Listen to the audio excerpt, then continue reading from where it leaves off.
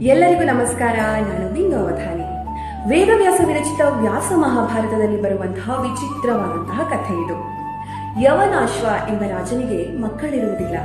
ಬೇಸರದಿಂದ ಆತ ರಾಜ್ಯವನ್ನ ತೊರೆದು ಭೃಗು ಮಹರ್ಷಿಗಳ ಆಶ್ರಮಕ್ಕೆ ಹೋಗುತ್ತಾನೆ.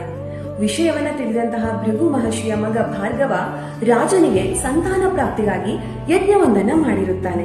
ಕಲಶವೊಂದರಲ್ಲಿ ಮಂತ್ರಜಲವನ್ನ ಸಂಗ್ರಹಿಸಿಟ್ಟಿರುತ್ತಾನೆ. ಇತ್ತ ಆಶ್ರಮಕ್ಕೆ ಬಂದ ಯವನಾಶ್ವ ತೀರ ಬಳಲಿರುತ್ತಾನೆ.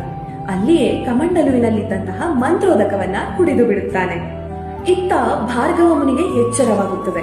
ಖಾಲಿಯಾದ ಕಮಂಡಲುವನ್ನ ನೋಡಿ ಇದೇನು ಅನರ್ಥವಾಯಿತು, ಇದರಲ್ಲಿದ್ದ ಮಂತ್ರೋದಕವನ್ನ ಕುಡಿದವರು ಯಾರು ಎಂದು ಪ್ರಶ್ನಿಸುತ್ತಾನೆ. ಆಗ ಮಹಾರಾಜ ಮುಂದೆ ಬಂದು ನಾನು ಎನ್ನುತ್ತಾನೆ. ಭಾರ್ಗವ ಮುನಿಗಳು, ಹೇ ರಾಜನ್, ಎಂತಹ ತಪ್ಪು ಮಾಡಿಬಿಟ್ಟೆ? ನಿನ್ನ ಪತ್ನಿಗೆ ಸಂತಾನ ಪ್ರಾಪ್ತಿಗೆಂದು ಕಷ್ಟಪಟ್ಟು ಯಜ್ಞ ಮಾಡಿ ಅದರಿಂದ ಆವಿರ್ಭವಿಸಿದ ಮಂತ್ರಜಲವನ್ನ ಈ ಕಮಂಡಲುವಿನಲ್ಲಿ ಇಟ್ಟಿದ್ದೆ.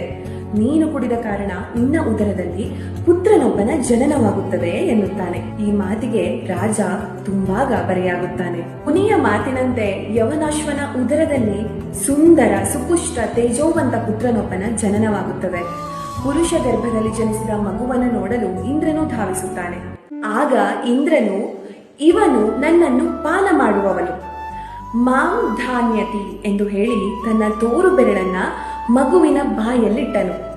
ಮಗು ಆ ಬೆರಳನ್ನು ಚೀಪುತ್ತಾ ಹೊಟ್ಟೆ ತುಂಬಿದ ತೃಪ್ತಿಯಿಂದ ಮಂದಹಾಸವನ್ನ ಬೀರಿತು. ಆ ಮಗುವನ್ನ ದೇವತೆಗಳು ಮಾಂಧಾತ ಎಂದು ಕರೆದರು. ಮುಂದೆ ದೇವತೆಗಳ ಆಶೀರ್ವಾದದಿಂದ ಮಾಂಧಾತನು ಬಲಶಾಲಿಯಾಗಿ ಬುದ್ಧಿವಂತನಾಗಿ ಬೆಳೆದು ರಾಜ್ಯಭಾರವನ್ನ ವಹಿಸಿಕೊಂಡು ಜನಾನುರಾಗಿ ದೊರೆ ಅಂತ ಅನಿಸ್ಕೊಳ್ತಾನೆ.